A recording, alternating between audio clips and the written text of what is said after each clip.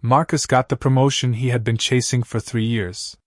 The raise was real, almost 40% more than he made before.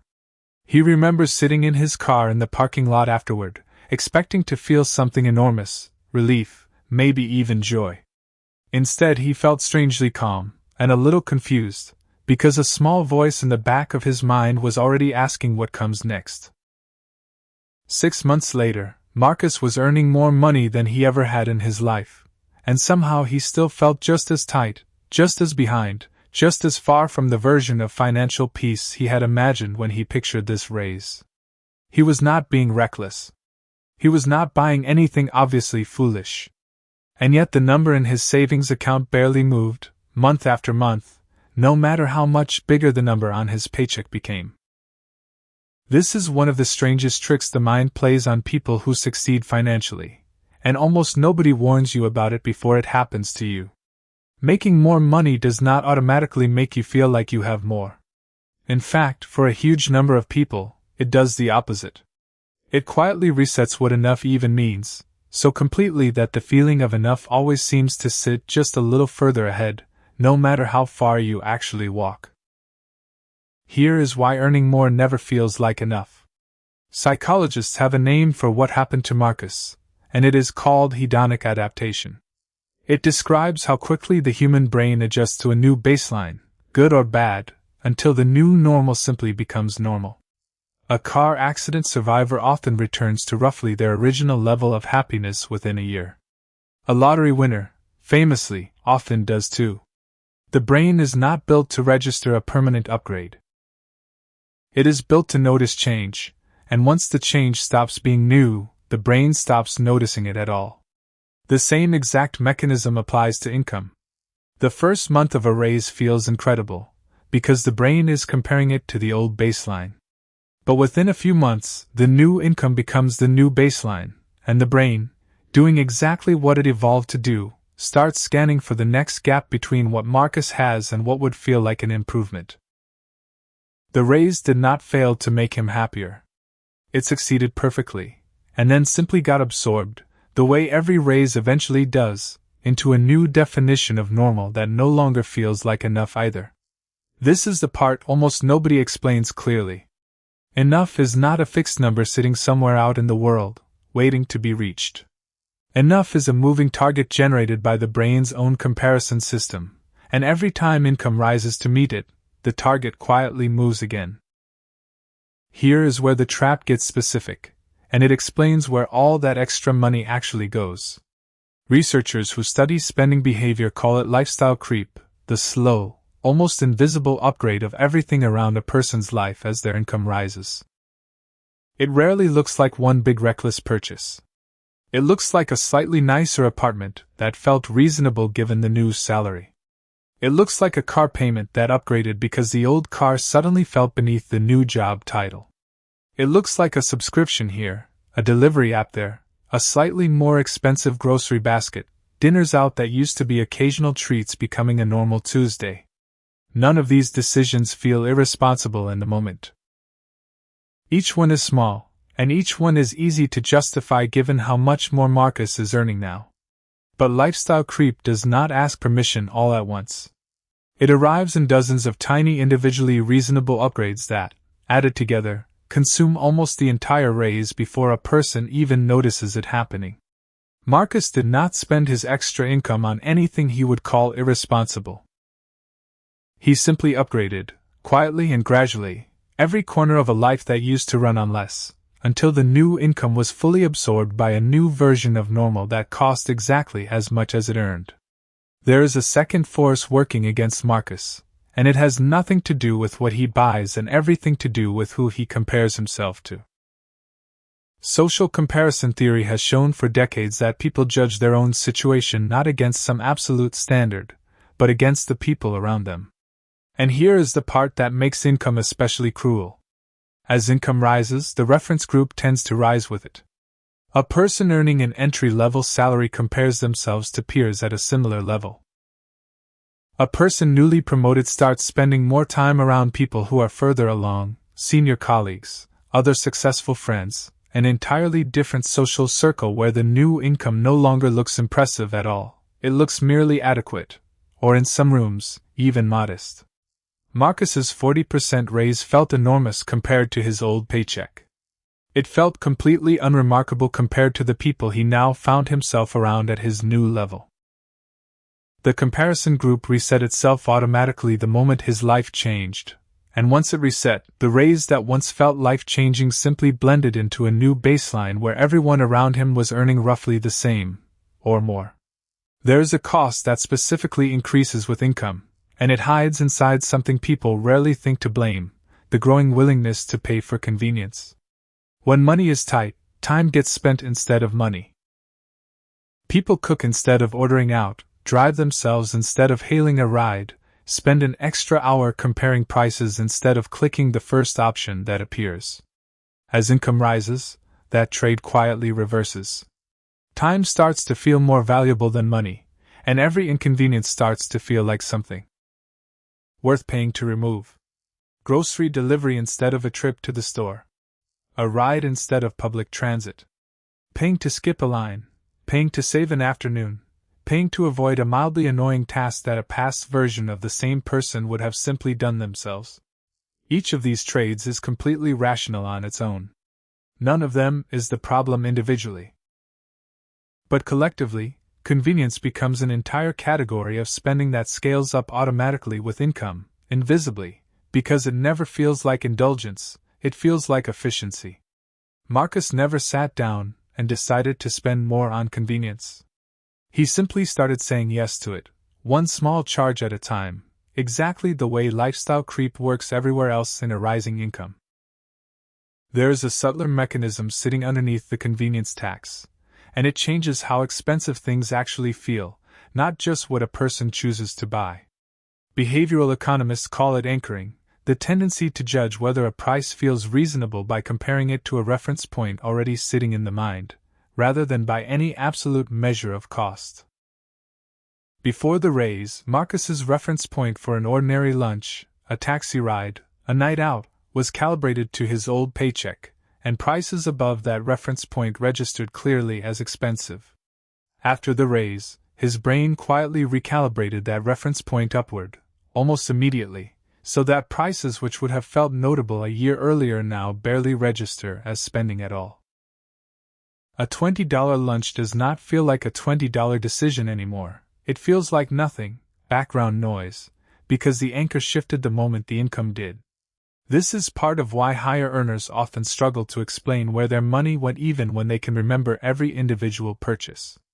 Each purchase felt too small to matter in the moment, precisely because the anchor recalibrated to make it feel small. Add up enough purchases that each individually cleared the new, higher bar for what counts as noticeable spending, and the total can quietly consume an entire raise without a single transaction ever feeling like the culprit. There is a specific danger that arrives with a bigger paycheck that a smaller paycheck simply does not create, and it is access. Higher income unlocks higher credit limits, larger loan approvals, better financing terms, an entire financial system suddenly willing to extend more capacity the moment it sees a bigger number arrive regularly in a bank account. This access is not inherently dangerous, but it changes what feels affordable in a way that has nothing to do with what is actually sustainable.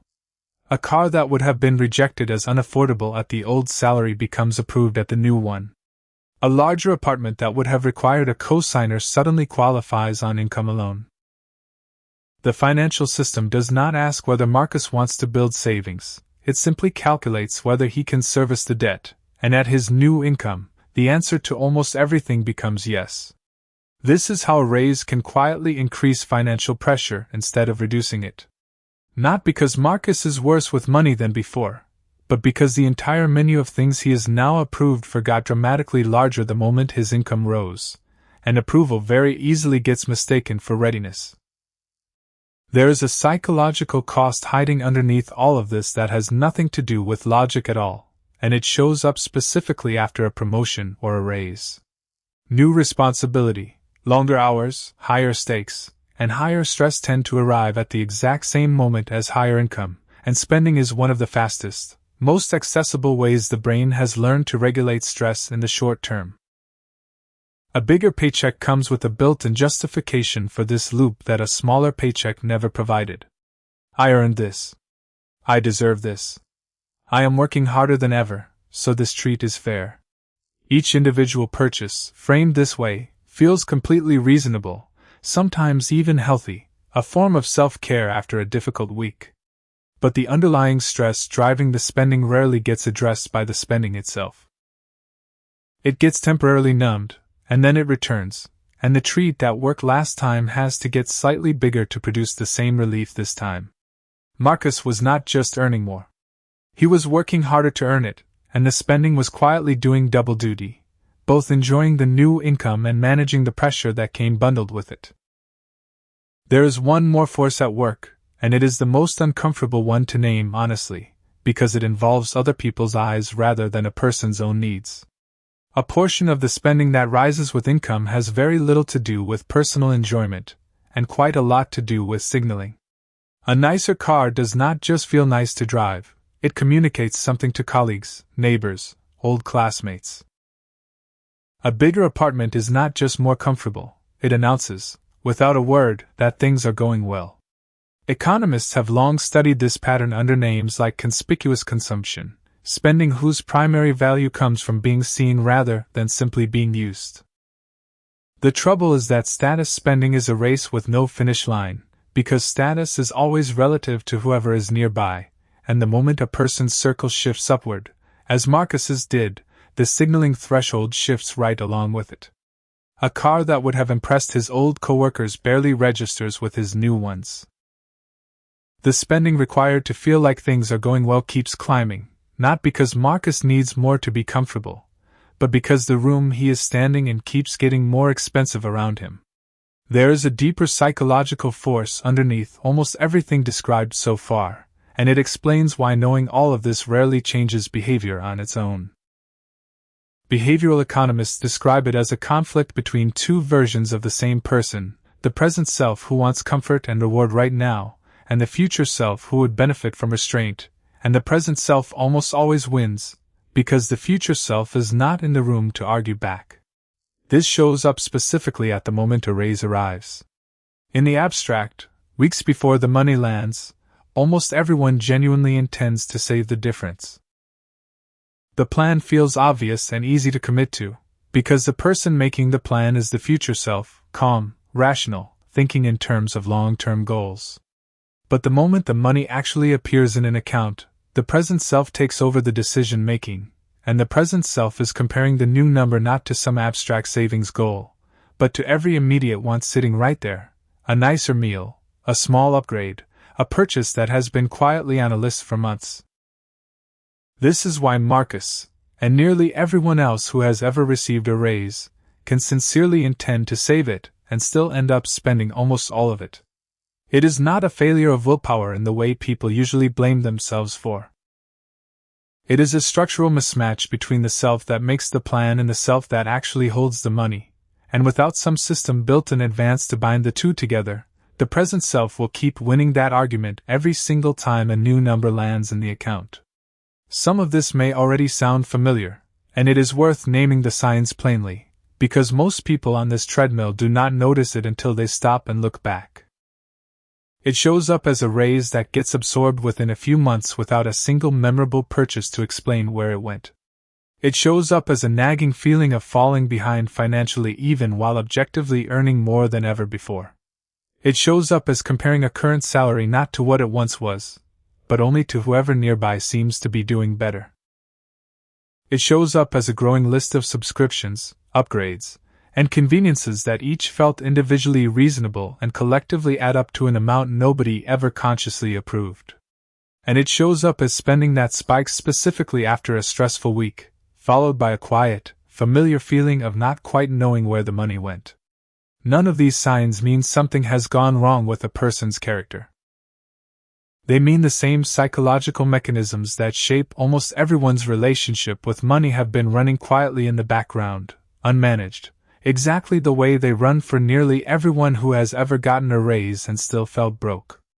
None of this means earning more is pointless, or that upgrading a life along with an income is some kind of mistake.